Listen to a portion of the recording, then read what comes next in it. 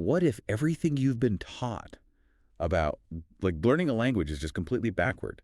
Today, we're doing a deep dive into a 30-day blueprint that basically throws out grammar tables entirely. Completely out the window. Right. And it claims you can rewire your brain for B2 fluency with just 60 minutes of, well, borderline uncomfortable psychological strain a day. Yeah, and that phrase, B2 fluency, is really the anchor here. In the whole language learning framework, D2 it's a critical tipping point, you know? Because it's about actual conversational independence, right? Exactly. You aren't just like memorizing how to order a coffee from a phrase book. You actually possess the spontaneous ability to live, work, and express your real personality in that target language. Which is huge. So Yeah. getting to that level of independence in just 30 days sounds, it sounds impossible if you're just casually playing a matching game on an app. Oh, absolutely. But our mission for this deep dive is to forensically examine the source material for this 30-day blueprint to B2 language fluency. And what we're looking at isn't just, a list of vocabulary words to memorize. We are unpacking a highly specific, very strict 60-minute daily regimen. And what stands out in this source isn't merely the aggressive timeline, though that is bold. It's really the architectural breakdown of the hour itself. Right, the 4 segments. Yeah, the source provides the strict 4-part psychological framework. It dictates exactly how your brain needs to interact with the language, basically forcing you through distinct cognitive states.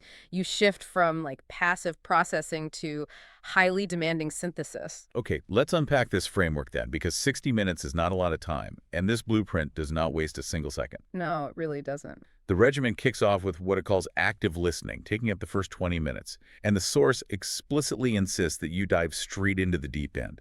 You're supposed to listen to natural, native speed pronunciation. Right, no slowed down robotic audio, just fast, authentic speech, usually in the form of short clips or short stories. Which is terrifying. It is, but the neurological goal here is acclimatization. When you first hear a new language spoken at full speed, your auditory cortex literally cannot parse the breaks between the words. Because you don't know the rhythm yet. Exactly. So it just sounds like one continuous, overwhelming stream of sound. I always say it feels like trying to read the serial numbers on a fast-moving train. Like it's just a blur of noise rushing past you. That's a perfect analogy. But this is where I start to get a little stuck on the methodology.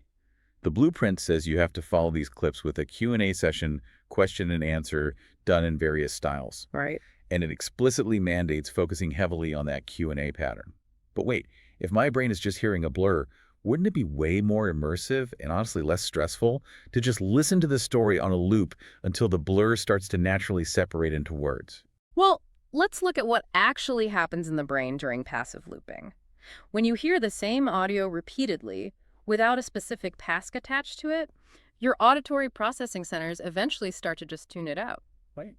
Yeah, it's the same mechanism that allows you to ignore the constant hum of a refrigerator. Oh, so because there's no immediate need for a response, your brain just categorizes the foreign language as, like, safe background noise. Exactly. It conserves metabolic energy by ignoring it. The blueprint disrupts that complacency by forcing you to focus on the question and answer format. Because a question demands something from you. Right. A question is essentially an unresolved cognitive loop. Human conversation is not a monologue, it's a constant, endless volley of prompting and responding. So you're training the brain to anticipate what comes next. Yeah. Because if someone asks a question, the grammatical structure of that question usually holds the clues for the answer. Yeah. Right? That is the exact mechanism at play. If the audio asks, where did you go? The word where triggers a spatial anticipation in your brain.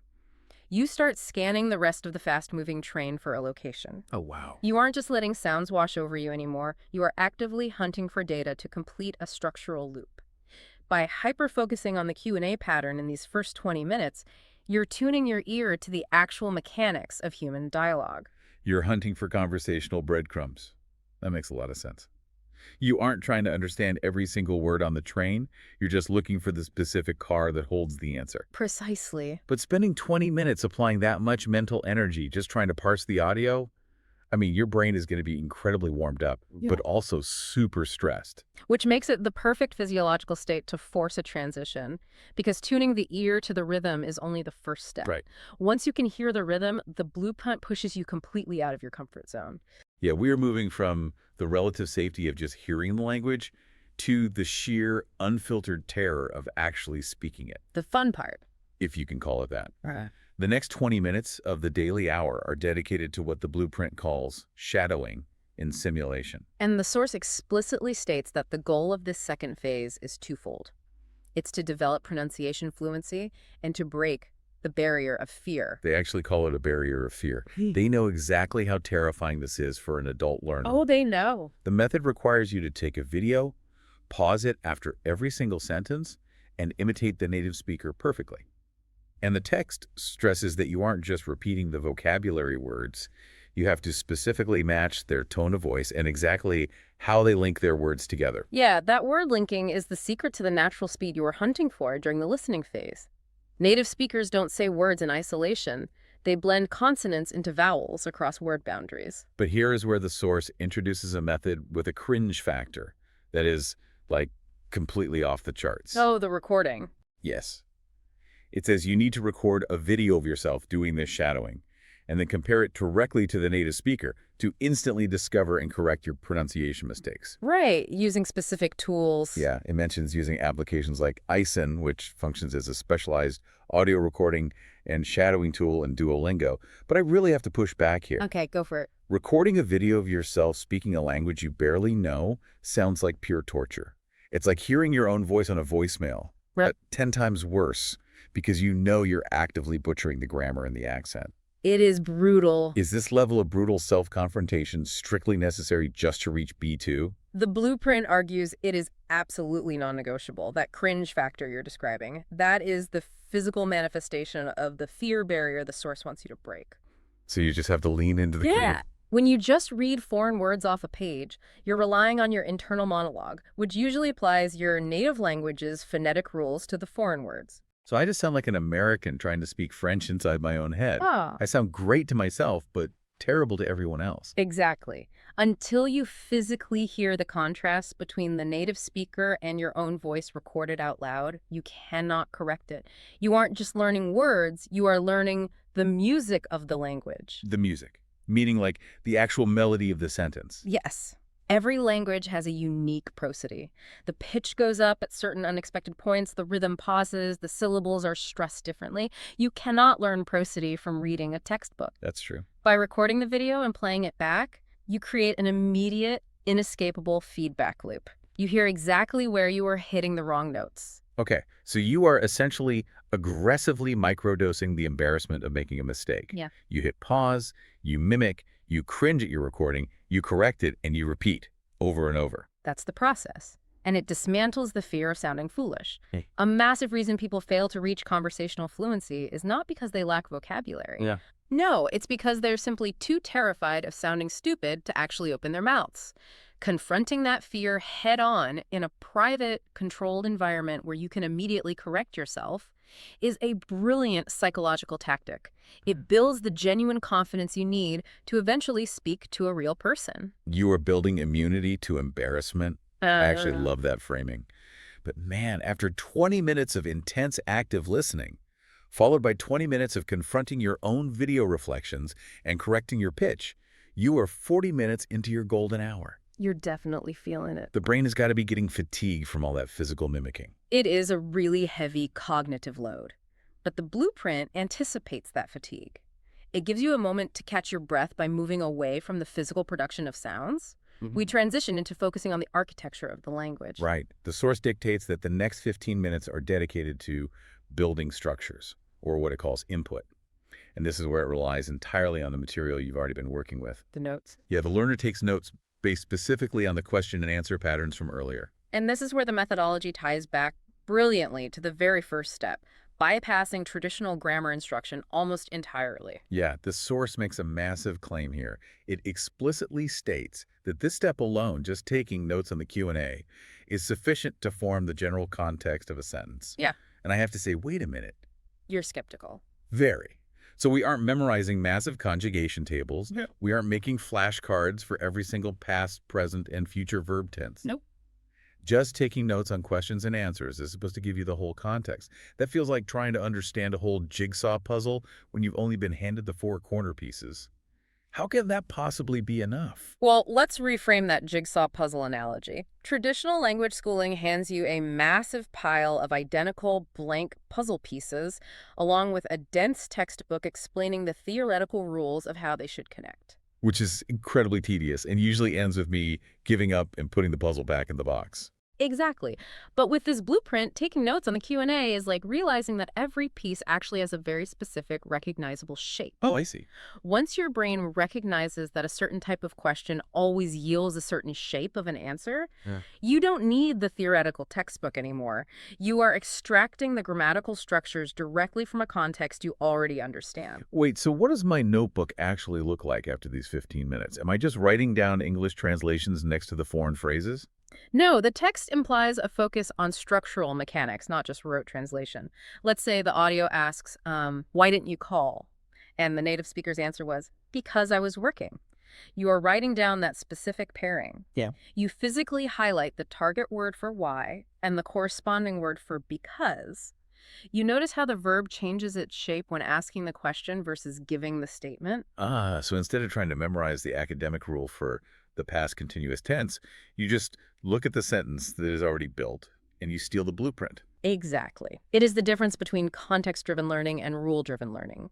You don't need to know the academic name of a verb tense to know how to answer a question that uses it. The blueprint leverages the fact that the human brain is a highly advanced pattern recognition engine. It figures out the unspoken rules just by observing enough real-world examples. Yes. By explicitly noting the patterns in the Q&A, you feed that pattern recognition engine. Give it enough structured input through those notes, and the brain will subconsciously assemble the rest of the grammar puzzle without you having to memorize the instruction manual. That is incredibly liberating, actually, to just trust your brain to map the patterns instead of stressing over all the terminology. It's a huge relief for a lot of learners. Okay, so we've done 20 minutes of tuning the ear with active listening. You spent 20 minutes breaking the fear barrier by shadowing. We spent 15 minutes mapping the architectural patterns by building structures. We are 55 minutes into our 60-minute challenge. The final stretch. We only have 5 minutes left, and I'm looking at this blueprint wondering, how do we make sure the last 55 minutes don't just evaporate from the brain the second you close the notebook? That is the most critical hurdle in any learning environment. And the blueprint reserves the final 5 minutes specifically to address it. This final segment is simply called output. And the stated goal in the source for this final step is basically the holy grail of learning, transferring words and information from the short-term temporary memory into permanent memory. Yes. But the task to achieve this seems almost too small. The learner must write exactly 5 sentences summarizing the progress they achieve that day after listening to the lesson. Just 5 sentences. Look, I have to be honest, it takes me 5 minutes just to find a pen on my desk. Is writing a mere 5 sentences really enough to hit save on your brain and lock a whole hour of intense language study into permanent memory? I know it sounds too simple, but it possesses a deceptive simplicity. Let's look at the cognitive mechanics of what this final step actually demands from your nervous system.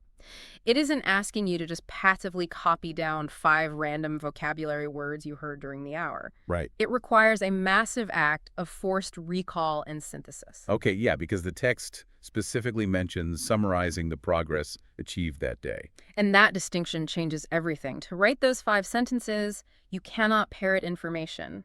Your brain has to look back over the entire preceding session. It has to sift through the fast-moving audio, the embarrassing video recordings of your own voice, the structural notes you just took, and synthesize all of that into a cohesive thought about your own capability. Wow, okay. You have to ask yourself, what can I do right now that I couldn't do an hour ago? And you have to articulate that realization in the target language. Exactly. You are immediately applying the newly acquired structures to describe your own highly personal reality. It is a deliberate, concentrated cognitive load. So you're making it personal.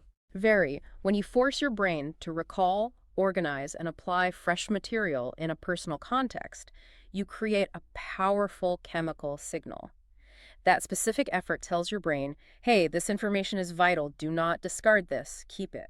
So the actual struggle of writing the summary is what literally builds the bridge from working memory to long-term storage. Exactly. Passive reading, or just closing the book and walking away, leaves the information in a temporary holding buffer where it quickly degrades. Force recall and synthesis forward actual durable neural pathways. So what does this all mean for you, the listener, who is sitting there thinking about finally tackling that language you've been putting off? It means the secret isn't necessarily locking yourself in a room with a stack of flashcards for 6 hours a day until you burn out. No, definitely not. It's about the elegant, brutal efficiency of a highly structured, psychologically demanding 60 minutes. It is a complete comprehensive cognitive loop. You acclimatize the ear with 20 minutes of active listening. You break the fear barrier with 20 minutes of shadowing. Yeah. You map the patterns with 15 minutes of building structures. And you hit save on your brain with 5 minutes of output. The full package. Aligning with the final instructions of the blueprint source text, we want to pose a challenge to you. If you were to start this day one challenge tomorrow, what do you think would be the hardest part for you? What specific difficulties do you think you would face in those 60 minutes, and what topics would actually hold your interest during that active listening phase? It requires a profound level of self-awareness to execute this daily, for sure. And, it leaves you with a broader concept to chew on, extending the logic of that brilliant final step. Oh, yeah. Yeah. We just saw how absolutely crucial those last 5 minutes of force synthesis are for moving language from temporary, fleeting memory into permanent knowledge. It really makes you wonder, what other valuable things are you learning in your daily life? Oh, that's a good question. In your career, in the research you read, in the meetings you attend, how much of that is slipping away into the void simply because you aren't taking 5 minutes at the end of the day to write down 5 sentences and hit save on your own brain? That is so true. You put in the time. Don't let the information just wash over you like serial numbers on a fast-moving train. Grab a pen, synthesize it, and make it yours.